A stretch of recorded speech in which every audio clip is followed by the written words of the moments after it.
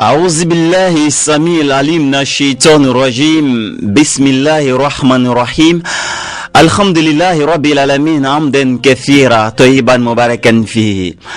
Mesdames, Mesdemoiselles et Messieurs, la louange soit rendue à l'Éternel des cieux, Allah Azza wa Jal, maître du déterminisme universel et détenteur de toute majesté suprême. Puisse-t-il accorder l'abondance de sa grâce et de sa miséricorde au liminaire du monde, le prophète Muhammad sallallahu alayhi wa sallam, l'intercesseur triomphal aux gradations inégalées et inégalables. Nous sommes très heureux de vous retrouver une fois de plus sur les ondes de la fontaine d'éloges intarissables à l'honneur de la gloire d'Allah, et nous sommes heureux de vous adresser la salutation des habitants du paradis, une salutation qui transcende toute barrière linguistique et dépoussiérée de toute connotation géo-épidermique. Assalamu alaikum wa rahmatullahi ta'ala wa barakatuh. Dans une partie technique assurée par El Hadj Babou Sissé, derrière cette voix, votre serviteur Diabaté Fousseni, nous allons essayer, autant que faire se peut, de partager avec vous la parole qui nous apportera, bi'iznillah, le plein d'énergie spirituelle et de vibrations spirituelles.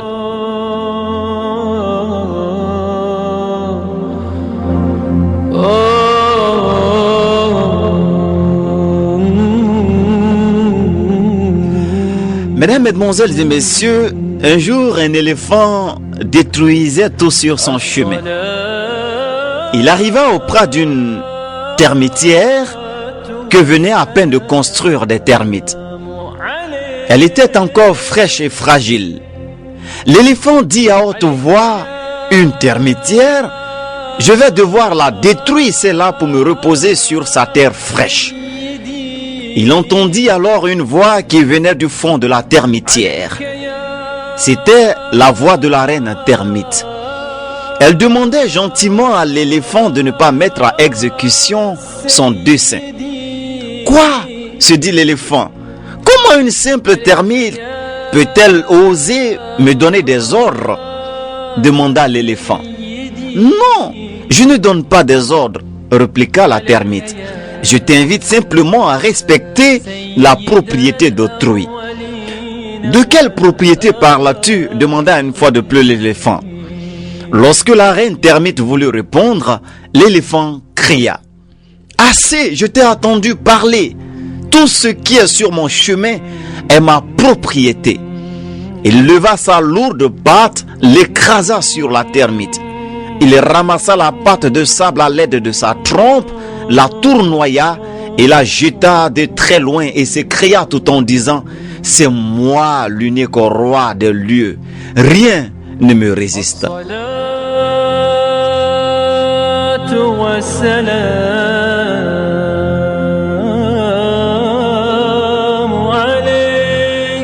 Il se coucha ensuite à ce même endroit en vue de prendre du repos, mais quelques instants après, il se releva brusquement. Il tournait sur lui-même, frappait sa trompe comme contre tous les arbres, la trempait dans toutes les eaux qu'il rencontrait. Cela dura des jours. L'éléphant, ce géant de la nature, était devenu méconnaissable. Personne ne voulait l'approcher ou pouvait l'approcher. En quelques jours après, il fut retrouvé étalé, mort. Tous les animaux de la brousse se réunirent autour de lui pour lui accorder des funérailles. À leur grande surprise, ils virent sortir de sa trompe une reine termite et de nombreuses termites. Elles avaient profité pour prendre domicile dans la trompe de l'éléphant lorsqu'il s'engagea à détruire leur termitière. Il comptait sur sa masse, oubliant que tout dans la vie n'était pas que force et pouvoir, et que toute force et tout pouvoir devaient être relativisés. Là où il croyait être le maître, son manque d'humilité et de justice a fini par creuser sa tombe et par causer sa mort. Tous les autres animaux qui avaient eu l'un de leurs écrasé par cet éléphant acclamèrent cette reine termite et ses soldats. Unanimement, ils firent de la reine termite leur chef. incroyable. Mais une reine termite devenait la reine de tous les animaux après avoir terrassé de par sa ténacité et son agilité et fort de sa raison le grand éléphant.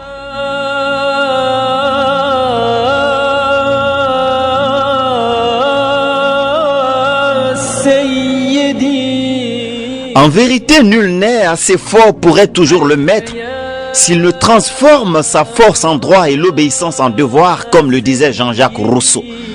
Notre force ne la sera guère tant que nous n'aurons pas fait du respect des autres un apostolat majeur, tant que nous n'aurons pas accepté de respecter les droits des autres. Notre force tient donc de notre capacité à ne l'utiliser que dans le sens du bien et non du mal. Notre force ne nous bénéficiera que si nous la mettons au service des autres, des faibles et des laissés pour compte. Par ailleurs, notre petitesse en soi n'est pas une faiblesse, tant que dans la dignité, la raison, nous agissons. Le plus faible ne sera pas toujours faible, tant qu'il transforme sa faiblesse en conviction et volonté ferme de s'affranchir du joug de l'oppression et du mal.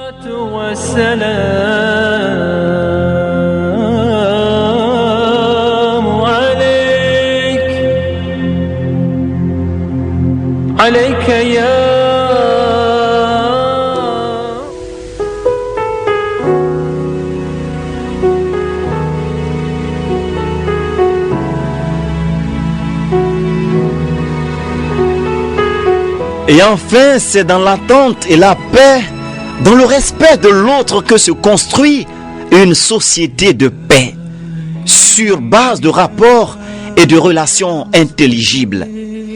La force de la créature est relative. Seul Dieu détient le pouvoir.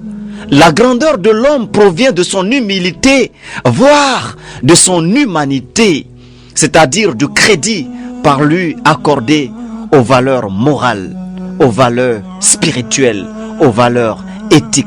C'est de là que jaillit fondamentalement et véritablement la grandeur de l'homme. Ta capacité à comprendre au-delà de ses artifices, au-delà de ses illusions de pouvoir, qu'en vérité, tu n'es qu'un instrument au service du pouvoir qui vient de Dieu et que seul Dieu est le véritable détenteur du pouvoir. Cela devra pouvoir nous inviter, vous et moi, à l'humilité dans notre démarche, dans ce que nous faisons, dans tous les actes que nous posons, et savoir que nous ne sommes que des esclaves, des serviteurs et non des maîtres qui ont pouvoir de mort et de vie sur nos sujets.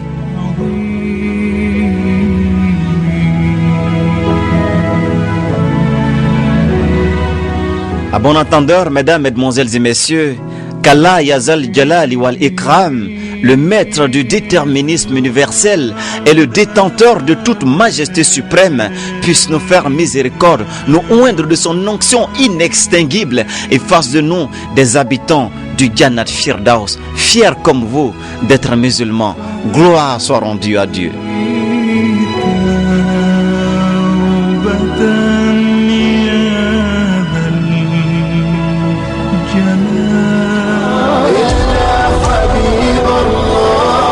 Parce que miné par le stress, les soucis interminables, les échecs répétés, les nuits paraissent si longues et les jours ennuyants.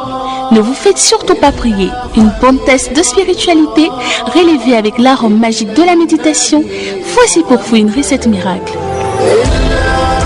Les méditations de... Le plein d'énergie et de délices spirituelles sur les ondes de Radio Al-Bayan, 18h20. Nous allons arroser ceci avec une autre dose de spiritualité dans une séquence de bénédiction qui sera dite par le cheikh Michaoui, et ce jusqu'à 18h30, l'heure à laquelle nous vous proposerons l'azan en vue de la prière de Maghreb. Merci d'être des nôtres, mesdames, mesdemoiselles et messieurs. Bon appétit spirituel.